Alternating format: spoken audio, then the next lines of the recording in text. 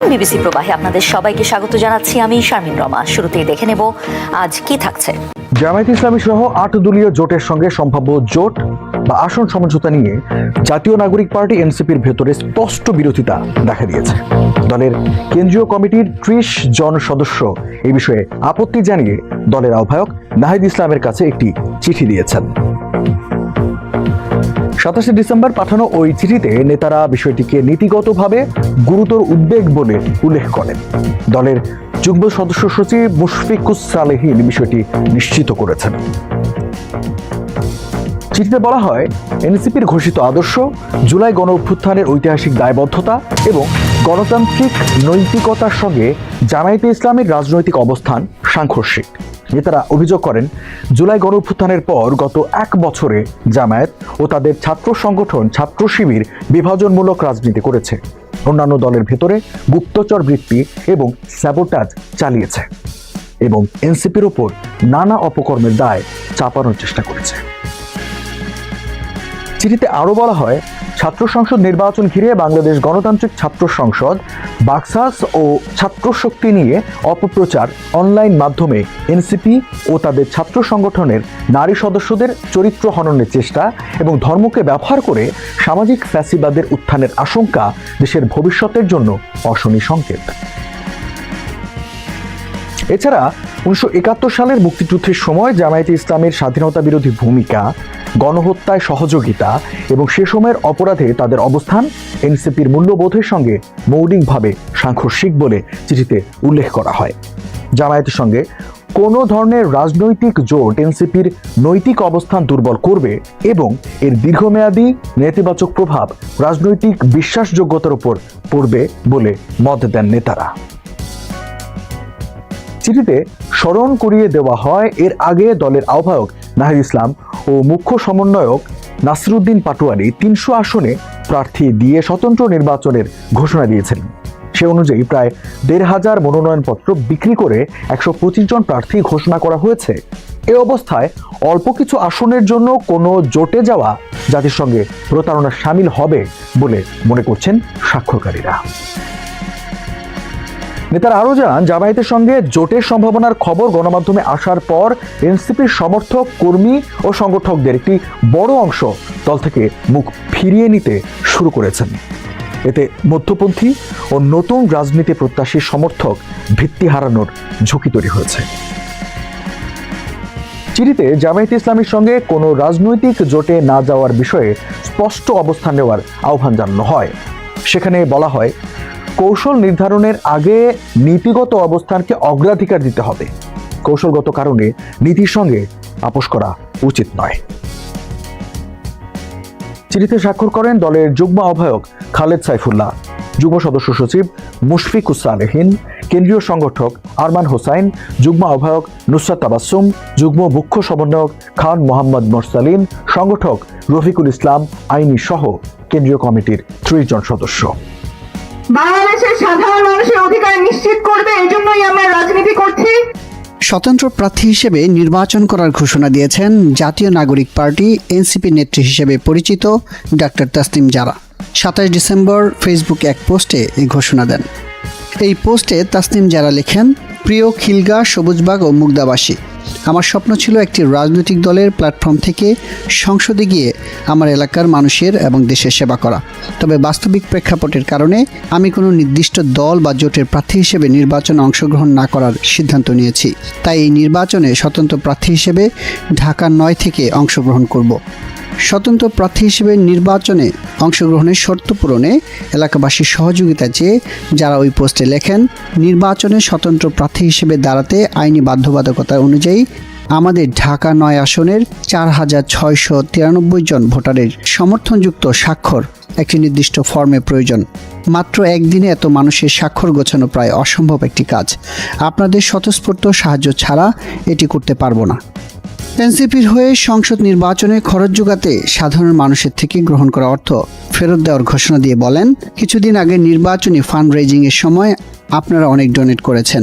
আমার এই পরিবর্তিত সিদ্ধান্তের কারণে যারা ডোনেট করা অর্থ ফেরত পেতে চান তারা অর্থ ফেরত পেতে নিচে দেওয়া একটি ফর্ম পূরণ করুন। জাতীয় নাগরিক পার্টি এনসিপির গঠন প্রক্রিয়া থেকেই সক্রিয় ছিলেন ডাক্তার তাসনিম জারা। তিনি দলটির সিনিয়র যুগ্ম সদস্য সচিব হিসেবে দায়িত্ব পালন করছিলেন। মিথ্যাকে আমরা প্রতিহত করব সত্য দিয়ে, এবং এই লড়াইয়ে আপনি আমি একসাথে থাকলে এই লড়াইটা আমরা জিতব। শরীফ ওসমান বিন হাদি হত্যার বিচারের দাবিতে শুক্রবারের পর শনিবারও শাহবাগে অবস্থান অব্যাহত রেখেছে ইনকিলাব মঞ্চ।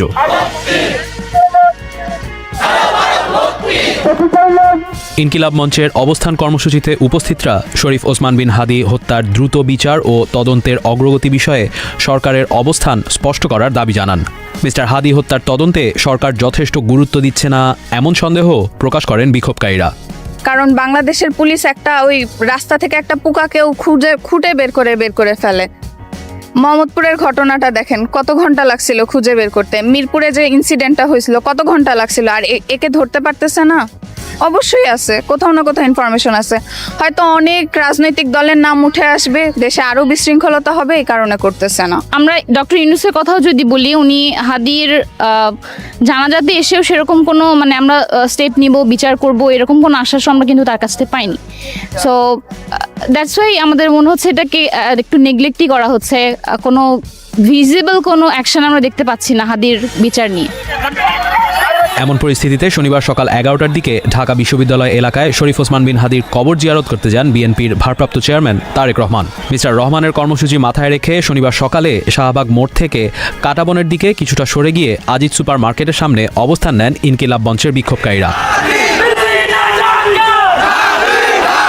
তারেক রহমান মিস্টার হাদির কবর জিয়ারত করে চলে যাওয়ার পর দুপুর 12:30টার দিকে ইনকিলাব মঞ্চের সদস্যরা আবারও শাহবাগ মোড়ে অবস্থান নেন। সে সময় তারা জানান যে মিস্টার হাদির সন্দেহভাজন হত্যাকারীর অবস্থান সম্পর্কে স্বরাষ্ট্র উপদেষ্টা নিজে তথ্য না দেওয়া পর্যন্ত তারা শাহবাগে অবস্থান কর্মসূচি চালিয়ে যাবেন। শুক্রবার দুপুর থেকেই শরীফ ওসমান বিন হাদি হত্যার তদন্তের দাবিতে শাহবাগে অবস্থান নিতে শুরু করেন ইনকিলাব মঞ্চের সদস্যরা। সে সময় তাদের সাথে ডাকসুর নেতাদেরও যোগ দিতে দেখা যায়। শুক্রবার সারা রাতই বিক্ষোভকারীরা অবস্থান করেন শাহবাগে। অবস্থান কর্মসূচির মধ্যে এক পর্যায়ে শুক্রবার রাতেই ইনকিলাব মঞ্চের সদস্য সচিব আবদুল্লাহ আল জাবের ঘোষণা দেন, সরকারের উপদেষ্টারা সামনে এসে না দাঁড়ানো পর্যন্ত তারা শাহবাগ ছাড়বেন না। একই সঙ্গে তিনি বলেন, হাদি হত্যার পরিকল্পনাকারী, হত্যাকারী ও তাদের ভারতে পালাতে যারা সহায়তা করেছে তাদের গ্রেফতার না করা পর্যন্ত তারা রাজপথে অবস্থান করবেন। মনে রাখবেন, we have a plan. We have a plan for the people and for the country. ইনশাআল্লাহ আমরা সেই প্ল্যান বাস্তবায়ন করব। দীর্ঘ 17 বছরের নির্বাসন শেষে দেশে ফিরে প্রথম জনসভাতেই আলোচনার কেন্দ্রে উঠে এসেছেন বাংলাদেশ জাতীয়তাবাদী দল বিএনপির ভারপ্রাপ্ত chairman Tarique Rahman.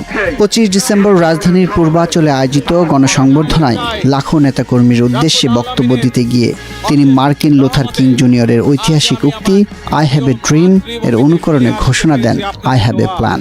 Martin Luther King তার একটি বিখ্যাত ডায়লগ আছে, I have a dream. আজ এই বাংলাদেশের মাটিতে দাঁড়িয়ে আপনাদের সকলের সামনে আমি বলতে চাই, বাংলাদেশ জাতীয়তাবাদী দলের একজন সদস্য হিসাবে আপনাদের সামনে আমি বলতে চাই, I have a plan for the people of my country, for my country. তার এই বক্তব্য শুধু দেশীয় রাজনীতিতেই নয়, সামাজিক যোগাযোগ মাধ্যম এবং মূলধারার গণমাধ্যমে নতুন আলোচনার জন্ম দিয়েছে। পাশাপাশি তার স্বদেশ প্রত্যাবর্তন এবং আই হ্যাভ এ প্ল্যান বক্তব্যটি আন্তর্জাতিক গণমাধ্যমেও নজর কেড়েছে। বিশেষ করে ভারতীয় সংবাদ মাধ্যমগুলো বিষয়টি বিশ্লেষণাত্মক ও কিছুটা সমালোচনামূলক দৃষ্টিভঙ্গিতে উপস্থাপন করেছে। ভারতের প্রভাবশালী বাংলা দৈনিক আনন্দবাজার পত্রিকা তাদের সহযোগী সংবাদ মাধ্যম এবিপি লাইভে তারেক রহমানের বক্তব্য নিয়ে একটি বিশেষ বিশ্লেষণ প্রকাশ করেছে। প্রতিবেদনে বলা হয়েছে, তারেক রহমান শুধু মার্টিন লুথার কিংয়ের ঐতিহাসিক ভাষণের প্রসঙ্গই টানেননি, বরং ঘোষিত পরিকল্পনায় জুলাই যোদ্ধা শহীদ শরীফ ওসমান হাদির আকাঙ্ক্ষাকেও যুক্ত করেছেন। এদেশের ছাত্র জনতা সহ তারেক রহমানের বক্তব্যকে একদিকে বিতর্কিত, অন্যদিকে প্রভাবশালী হিসেবে বর্ণনা করেছে এবিপি লাইভ। তাদের বিশ্লেষণে বলা হয়, শেখ হাসিনাবিহীন বাংলাদেশের রাজনৈতিক বাস্তবতায় নিজেকে একটি শক্তিশালী বিকল্প নেতৃত্ব হিসেবে উপস্থাপনের চেষ্টা করছেন তারেক রহমান। প্রতিবেদনে আরও উল্লেখ করা হয়, তারেক রহমান তার ঘোষিত প্ল্যানের অংশ হিসেবে জাতি, ধর্ম, বর্ণ নির্বিশেষে সব নাগরিকের নিরাপত্তা ও সম অধিকার নিশ্চিতের অঙ্গীকার করেছেন। দল মত নির্বিশেষে, শ্রেণী পেশা নির্বিশেষে সকল মানুষ সেদিন 2024 সালের 5ই আগস্ট এই দেশের স্বাধীনতা এবং সার্বভৌমত্বকে রক্ষা করেছিল। ভারতের আরেক প্রভাবশালী সংবাদ মাধ্যম এনডিটিভির প্রতিবেদনে লেখা হয়েছে, জিয়ার ছেলের প্রত্যাবর্তন, বাংলাদেশের জন্য তারেক রহমানের গেম প্ল্যান। সেখানে তার সম্ভাব্য শাসন কাঠামো, প্রশাসনিক সংস্কার এবং পররাষ্ট্রনীতি নিয়ে তার দৃষ্টিভঙ্গির কথাও তুলে ধরা হয়েছে। সন্তান হিসাবে তারেক রহমানকে বাংলাদেশের সম্ভাব্য পরবর্তী প্রধানমন্ত্রী হিসেবে উল্লেখ করেছে ব্রিটিশ সংবাদ সংস্থা রয়টার্স। রয়টার্সের প্রতিবেদনে বলা হয়েছে, আগামী জাতীয় নির্বাচনের আগে বিএনপির শক্তি প্রদর্শনের একটি গুরুত্বপূর্ণ বার্তা বহন করছে এই প্রত্যাবর্তন। বিবিসির প্রতিবেদনে বলা হয়, দীর্ঘদিনের প্রস্তুতি ও নির্বাচনের অভিজ্ঞতা কাজে লাগিয়ে একটি জবাবদিহিমূলক ও গণতান্ত্রিক রাষ্ট্র ব্যবস্থা গড়ার পরিকল্পনার কথা বলেছেন তারেক রহমান। বাংলাদেশের রাজনৈতিক প্রেক্ষাপটে নতুন মাত্রা যোগ করেছে এটি। পৃথিবীর একমাত্র প্রাকৃতিক উপগ্রহ চাঁদ, যার দূরত্ব পৃথিবী থেকে প্রায় 3,84,400 কিলোমিটার, অথচ এটি পৃথিবীর ঘূর্ণন অক্ষের দোলনকে নিয়ন্ত্রণ করে, জলবায়ু স্থিতিশীল রাখে ও সমুদ্রের জোয়ার ভাটা ঘটায়। ফলে স্বাভাবিকভাবেই চাঁদে যাওয়া নিয়ে ব্যতিব্যস্ত গোটা বিশ্ব। রাশিয়া অবশ্য আরও কয়েক ধাপ এগিয়ে। রুশ প্রেসিডেন্ট ভ্লাদিমির পুতিনের চাওয়া আগামী 1 দশকের মধ্যেই চাঁদে পারমাণবিক স্থাপনা গড়ে তোলা। একবার ভাবুন তো, এও কি সম্ভব? চাঁদ নিয়ে গবেষণা অবশ্য রাশিয়ার জন্য নতুন কিছু নয়। গবেষণার অংশ হিসেবে 1961 সালেই প্রথম মানুষ হিসেবে মহাকাশে পাড়ি জমিয়েছিলেন সোভিয়েত নভোচারী ইউরি গ্যাগরিন। এরপর দীর্ঘ সময় মহাকাশ গবেষণায় আধিপত্য দেখিয়েছে রাশিয়া। মাঝে 2023 সালে রুশ মানববিহীন লুনা 25 মহাকাশযান চাঁদে অবতরণের চেষ্টা করতে গিয়ে ভূপৃষ্ঠে আছড়ে পড়লে ধাক্কা খায় মস্কো। যুক্তরাষ্ট্র ও চীনের কাছে কিছুটা পিছিয়ে পড়ে। বিপরীতে মহাকাশযান উৎক্ষেপণের তাক লাগিয়ে দেন ইলন মাস্ক, যা এবার সুদ আসলে পুষিয়ে দেওয়ার কথা ভাবছে পুতিন প্রশাসন। আগামী 1 দশকের মধ্যেই চাঁদে বিদ্যুৎ কেন্দ্র নির্মাণের মিশনে নেমেছে মস্কো। এর বাস্তবায়ন হলে রাশিয়া ও চীনের যৌথ গবেষণা স্টেশনে বিদ্যুৎ সরবরাহ করবে এই বিদ্যুৎ কেন্দ্র। রাশিয়ার রাষ্ট্রীয় মহাকাশ সংস্থা রসকসমসের দেওয়া তথ্য অনুযায়ী 2036 সালের মধ্যে চাঁদে একটি বিদ্যুৎ কেন্দ্র নির্মাণের পরিকল্পনা রয়েছে রাশিয়ার। লক্ষ্য পূরণে লাভোচকিন অ্যাসোসিয়েশন নামের একটি মহাকাশ প্রযুক্তি প্রতিষ্ঠানের সঙ্গে চুক্তিও করেছে রসকসমস। তবে বিদ্যুৎ কেন্দ্রটি পারমাণবিক হবে কিনা সেটা অবশ্য নিশ্চিত করেনি মস্কো। তবে রসকসমসের দেওয়া তথ্য বলছে, এই প্রকল্পে অংশ নিচ্ছে রাশিয়ার রাষ্ট্রীয় পারমাণবিক সংস্থা রোসাটম ও শীর্ষ পারমাণবিক গবেষণা প্রতিষ্ঠান কুরচাতভ ইনস্টিটিউট, যা ইঙ্গিত দেয় পারমাণবিক বিদ্যুৎ কেন্দ্র নির্মাণের। হঠাৎ চাঁদে কেন বিদ্যুৎ কেন্দ্র নির্মাণের পরিকল্পনা করছে মস্কো? এমন প্রশ্নের বিপরীতে রসকসমস জানিয়েছে, এই বিদ্যুৎ কেন্দ্র থেকে চাঁদে ব্যবহৃত রোভার, একটি পর্যবেক্ষণ কেন্দ্র এবং রাশিয়া ও চীনের যৌথ ইন্টারন্যাশনাল লুনার রিসার্চ স্টেশনের অবকাঠামোতে বিদ্যুৎ সরবরাহ করা হবে। সংস্থাটি বলেছে, স্থায়ীভাবে কার্যকর বৈজ্ঞানিক চন্দ্র স্টেশন গড়ে তোলার পথে গুরুত্বপূর্ণ পদক্ষেপ হবে এই প্রকল্প। এর মাধ্যমে এককালীন অভিযানের বদলে দীর্ঘমেয়াদী চন্দ্র অনুসন্ধান কর্মসূচি পরিচালনা সম্ভব হবে। রসকসমসের প্রধান দিমিত্রি বাকানোভ অবশ্য শুধু চন্দ্র অভিযানেই থেমে থাকতে চান না, আরো বড় লক্ষ্য নিয়ে এগোচ্ছেন তিনি। গত জুন মাসে বাকানোভ জানান, চাঁদে একটি পারমাণবিক বিদ্যুৎ কেন্দ্র স্থাপন এবং পৃথিবীর সহোদর গ্রহ হিসেবে পরিচিত শুক্র গ্রহ অনুসন্ধান করাই আমাদের লক্ষ্য। রাশিয়ার ঐতিহাসিক প্রতিদ্বন্দ্বী যুক্তরাষ্ট্র অবশ্য এখানেও পিছিয়ে থাকতে চান না। চাঁদের নিয়ন্ত্রণ চায় তারাও, যা নিয়ে দীর্ঘদিন ধরে কাজ করছে তাদের মহাকাশ গবেষণা সংস্থা নাসা। গত অগাস্টে নাসা ঘোষণা দিয়েছিল, আগামী 2029-30 অর্থ বছরের প্রথম প্রান্তিকের মধ্যেই চাঁদে একটি পারমাণবিক রিঅ্যাক্টর বসানোর পরিকল্পনা রয়েছে। মার্কিন পরিবহন মন্ত্রী শন ডাফি বলেন, চাঁদে কার্যক্রম সম্প্রসারণের দৌড়ে আমরা চীনের সঙ্গে প্রতিযোগিতা করছি। চাঁদে একটি ঘাঁটি গড়তে হলে শক্তি দরকার। এই দৌড়ে যুক্তরাষ্ট্র বর্তমানে পিছিয়ে আছে। কাজেই চাঁদে মানুষের বসবাস এবং ভবিষ্যতে মঙ্গল গ্রহে যাওয়ার জন্য নির্ভরযোগ্য শক্তি ব্যবস্থা অপরিহার্য। চাঁদে ঘাঁটি স্থাপন ও নিয়ন্ত্রণ প্রতিষ্ঠায় একরকম যুদ্ধে নেমেছে শক্তিধর দেশগুলো। বিনিয়োগ করছে কারি কারি অর্থ, যার নেপথ্যের কারণ চাঁদে থাকা বিপুল পরিমাণ সম্পদের সম্ভাবনা। কেননা মহাকাশ বিশেষজ্ঞদের মতে ভবিষ্যতে চাঁদে এক ধরনের স্বর্ণের দৌড় শুরু হতে পারে। নাসার হিসাবে চাঁদে প্রায় 10 লাখ টন হেলিয়াম-3 থাকতে পারে, যা কিনা পৃথিবীতে খুবই বিরল। বোয়িং এর গবেষণা অনুযায়ী স্মার্টফোন, কম্পিউটার ও আধুনিক প্রযুক্তিতে ব্যবহৃত দুর্লভ খনিজ ধাতু রয়েছে চাঁদে। সেগুলোর মধ্যে অন্যতম স্ক্যান্ডিয়াম, ইট্রিয়াম এবং 15 ধরনের ল্যান্থানাইট ধাতু। 2025 সালের অক্টোবরে মালয়েশিয়া সফরে এসে একরকম ঢাকঢোল পিটিয়ে থাইল্যান্ড, কম্বোডিয়ার মধ্যে মিলমিশ করিয়ে দিয়ে যান মার্কিন প্রেসিডেন্ট ডোনাল্ড ট্রাম্প। কিন্তু তার সেই যুদ্ধবিরতি টেকেনি এক সপ্তাহ। সীমান্তে স্থল ও মাইন বিস্ফোরণের জের ধরে পাল্টাপাল্টি অভিযোগে ফের উত্তপ্ত হয় সীমান্ত। আনুষ্ঠানিক যুদ্ধ শুরু হয় ডিসেম্বরে এসে। এরপর টানা 20 দিন রক্তক্ষয়ী যুদ্ধের পর অবশেষে যুদ্ধ থামাতে সম্মত হয়েছে দুদেশ। চীনের মধ্যস্থতায় শনিবার স্থানীয় সময় দুপুর 12টা থেকে এই যুদ্ধবিরতি কার্যকর হবে, যা আরও এগিয়ে নিতে রোববার চীনের ইউনান প্রদেশে বৈঠকে বসবে কম্বোডিয়া ও থাইল্যান্ডের পররাষ্ট্রমন্ত্রী। কিন্তু প্রশ্ন হলো, যুক্তরাষ্ট্র যেখানে ব্যর্থ সেখানে সফল হবে তো চীন? সীমান্তে কয়েক সপ্তাহ রক্তক্ষয়ী সংঘর্ষে 100 জনেরও বেশি মানুষের প্রাণহানি ও 5 লাখের বেশি মানুষ বাস্তুচ্যুত হওয়ার পর 27 ডিসেম্বর যুদ্ধবিরতিতে সম্মত হয়েছে থাইল্যান্ড, কম্বোডিয়া। কার্যকর হয় একই দিনে। যুদ্ধবিরতিতে স্বাক্ষর করেছেন থাইল্যান্ডের প্রতিরক্ষা মন্ত্রী নাত্থাফন নার্কফানিত এবং কম্বোডিয়ার প্রতিরক্ষা মন্ত্রী টি শেইহা। এরপর এক যৌথ বিবৃতিতে তারা বলেছেন, উভয় পক্ষ তাৎক্ষণিক যুদ্ধবিরতিতে সম্মত হলো। বর্তমান সেনা মোতায়েনের অবস্থান অপরিবর্তিত থাকবে এবং কোনো ধরনের নতুন অগ্রগতি বা সেনা সরানো হবে না। শর্ত অনুযায়ী যুদ্ধবিরতি কার্যকর হওয়ার সময় থেকে সব ধরনের অস্ত্র ব্যবহারের ক্ষেত্রে বেসামরিক মানুষ, স্থাপনা ও অবকাঠামো এবং উভয় দেশের সামরিক লক্ষ্যবস্তুর ওপর যে কোনো ধরনের হামলা সব পরিস্থিতিতে বন্ধ থাকবে। থাইল্যান্ড তাদের হাতে আটক থাকা 18 জন কম্বোডীয় সেনাকে যুদ্ধবিরতি বজায় থাকার 72 ঘন্টা পর ফেরত দেবে। এই সময় উত্তেজনা বাড়াতে পারে এমন যে কোনো উস্কানিমূলক কর্মকাণ্ড থেকে বিরত থাকবে এবং পরিস্থিতি শান্ত রাখতে মিথ্যা বা ভুল তথ্য প্রচার করবে না। চুক্তি বাস্তবায়ন পর্যবেক্ষণে আসিয়ানের একটি পর্যবেক্ষক দল কাজ করবে। এছাড়া যে কোনো সমস্যা দ্রুত সমাধানে উভয় দেশ সার্বক্ষণিক যোগাযোগ রাখবে।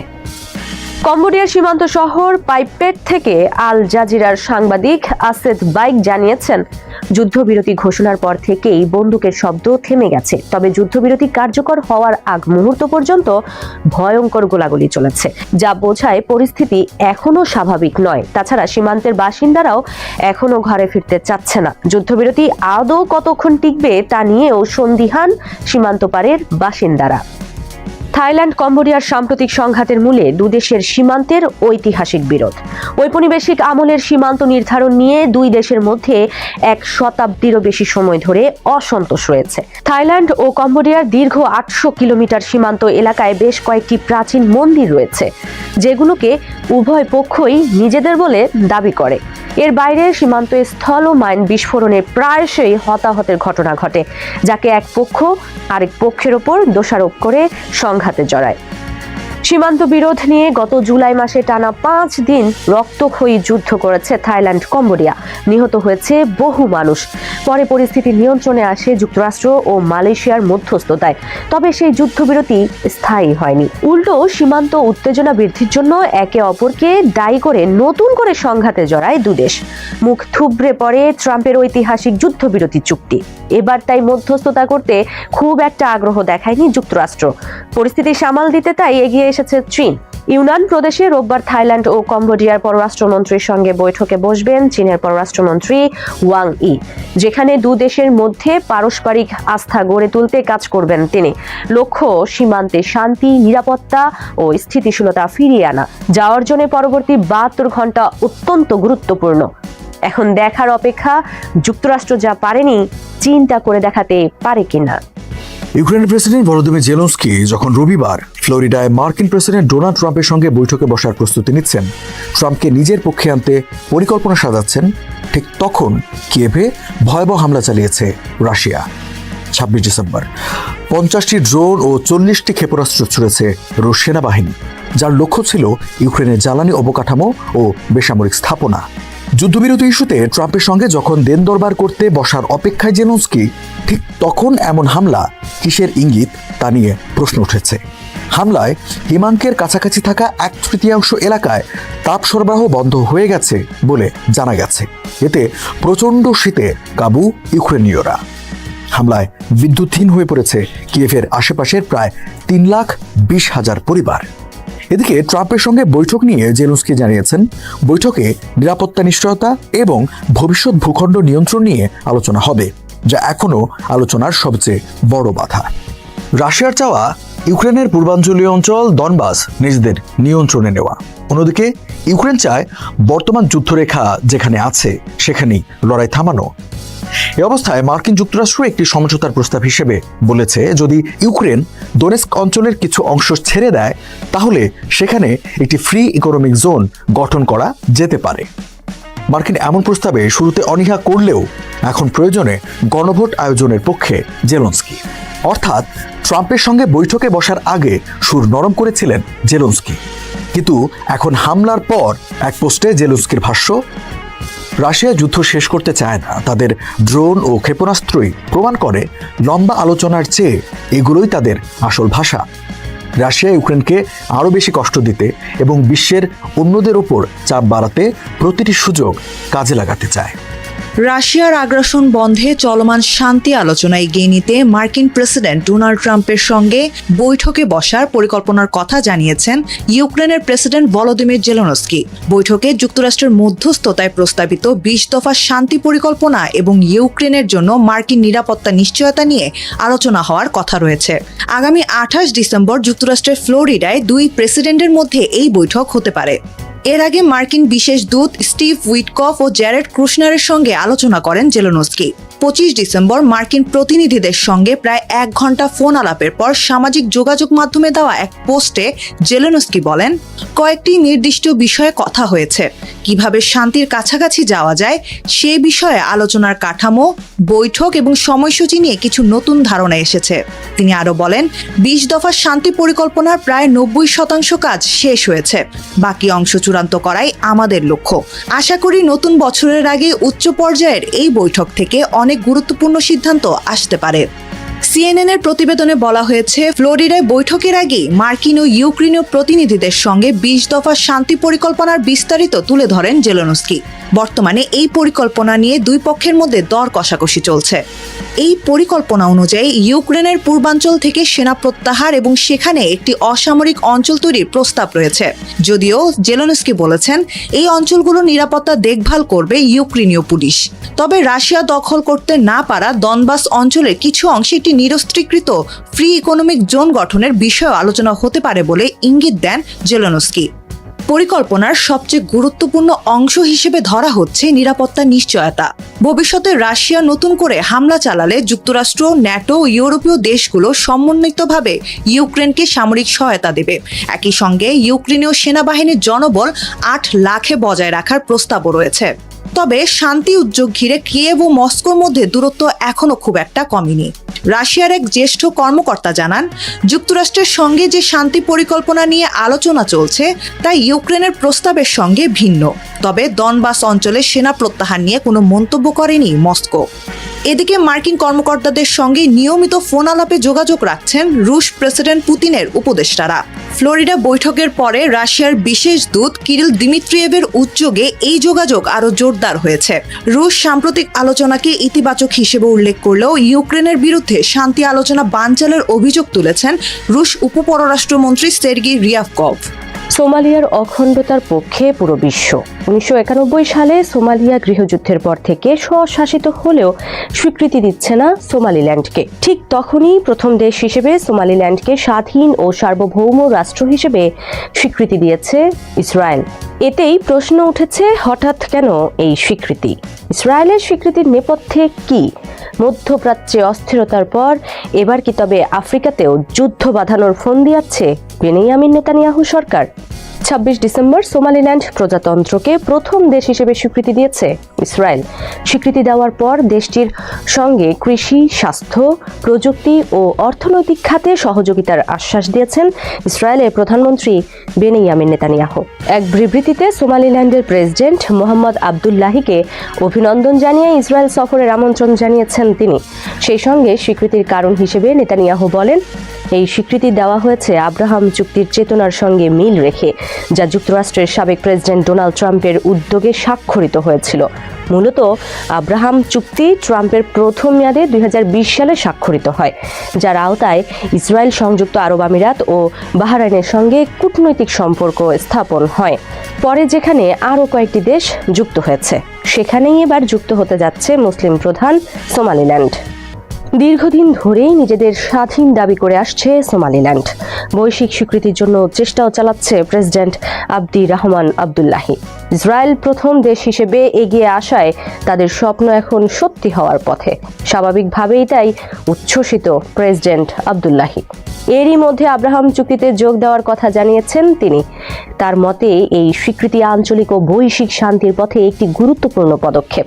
আবদুল্লাহি বলেন, সোমালিল্যান্ড মধ্যপ্রাচ্য ও আফ্রিকা অঞ্চলে অংশীদারিত্ব গড়ে তোলা, পারস্পরিক সমৃদ্ধি বাড়ানো এবং স্থিতিশীলতা নিশ্চিত করতে প্রতিশ্রুতিবদ্ধ। নিজেদের অখণ্ডতা প্রশ্নের মুখে পড়ায় স্বাভাবিকভাবেই ইসরায়েলের এই স্বীকৃতি ভালোভাবে নেয়নি সোমালিয়া সরকার। ইসরায়েলের এই সিদ্ধান্তকে তীব্রভাবে নিন্দা জানিয়েছে তারা। দেশটির প্রধানমন্ত্রীর কার্যালয় এক বিবৃতিতে একে অবৈধ পদক্ষেপ এবং সোমালিয়ার সার্বভৌমত্বের ওপর ইচ্ছাকৃত আঘাত বলে নিন্দা জানিয়েছে। বলা হয়েছে, কোনোভাবেই সোমালিল্যান্ডকে স্বীকৃতি দেওয়ার বিষয়টি মেনে নেবে না সোমালিয়া। বিবৃতিতে আরও বলা হয়, ফেডারেল সরকার আন্তর্জাতিক আইন অনুযায়ী প্রয়োজনীয় সব কূটনৈতিক, রাজনৈতিক ও আইনি পদক্ষেপ নেবে নিজেদের সার্বভৌমত্ব, ঐক্য এবং আন্তর্জাতিকভাবে স্বীকৃত সীমান্ত রক্ষার জন্য। ইসরায়েলের এই সিদ্ধান্ত আফ্রিকার হর্ন অঞ্চলের রাজনীতিতে বড় পরিবর্তন আনতে যাচ্ছে। সোমালিয়ার দীর্ঘদিনের বিচ্ছিন্নতা বিরোধী অবস্থানকেও চ্যালেঞ্জের মুখে ফেলে দিয়েছে, যাকে এই অঞ্চলের জন্য বিপজ্জনক অগ্রগতি বলে উল্লেখ করেছে মিশর। জানিয়ে মিশরের পররাষ্ট্রমন্ত্রী বদর আবদেলাত্তি শুক্রবার সোমালিয়া, তুরস্ক ও জিবুতির পররাষ্ট্রমন্ত্রীদের সঙ্গে ফোনে কথা বলেছেন। পরে এক বিবৃতিতে মিশরের পররাষ্ট্র মন্ত্রণালয় জানায়, সংশ্লিষ্ট দেশগুলোর পররাষ্ট্রমন্ত্রীরা ইসরায়েলের এই স্বীকৃতির সিদ্ধান্তের নিন্দা জানিয়েছেন। সবাই সোমালিয়ার ভৌগোলিক অখণ্ডতার প্রতি পূর্ণ সমর্থন পুনর্ব্যক্ত করেছেন এবং বলেছেন, বিচ্ছিন্ন অঞ্চলকে স্বীকৃতি দেওয়া হলে তা আন্তর্জাতিক শান্তি ও নিরাপত্তার জন্য হুমকি তৈরি করবে। সোমালিল্যান্ডকে স্বীকৃতির বিষয়টি প্রত্যাখ্যান করেছে আফ্রিকান ইউনিয়ন এইউ। এইউ কমিশনের চেয়ারম্যান মোহাম্মদ আলী ইউসুফ জানিয়েছেন, সংগঠনটি সোমালিয়ার ঐক্য, ভৌগোলিক অখণ্ডতার বিষয়ে তাদের অটল অবস্থান বজায় রাখবে। এই ধরনের স্বীকৃতি আফ্রিকা মহাদেশ জুড়ে শান্তি ও স্থিতিশীলতা নষ্ট করতে পারে। সোমালিল্যান্ডকে ইসরায়েলের স্বীকৃতির নেপথ্যে মূলত গাজা ইস্যু। দীর্ঘদিন ধরেই ফিলিস্তিনিদের গাজা থেকে ভিন্ন কোথাও পুনর্বাসন করতে চায় ইসরায়েল ও যুক্তরাষ্ট্র। গত মার্চে সোমালিয়া ও সোমালিল্যান্ডকে ফিলিস্তিনের পুনর্বাসনের প্রস্তাবও দিয়েছে তারা, যদিও সেই সময় এই প্রস্তাব উড়িয়ে দেয় সোমালিয়া ও সোমালিল্যান্ড প্রশাসন। তবে এখন ধারণা করা হয়, ফিলিস্তিনিদের পুনর্বাসনের ব্যাপারে সোমালিল্যান্ড সরকারের ইতিবাচক সাড়া পেয়েছেন নেতানিয়াহু সরকার, যে কারণেই হঠাৎ স্বীকৃতি।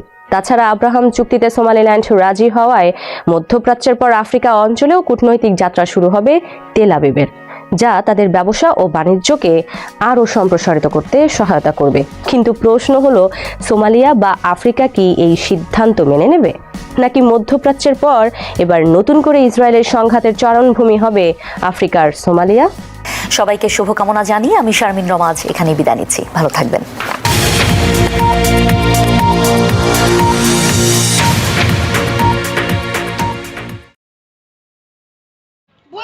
উপর থেকে পড়লে সব সাপকে ধরে মান্নু পা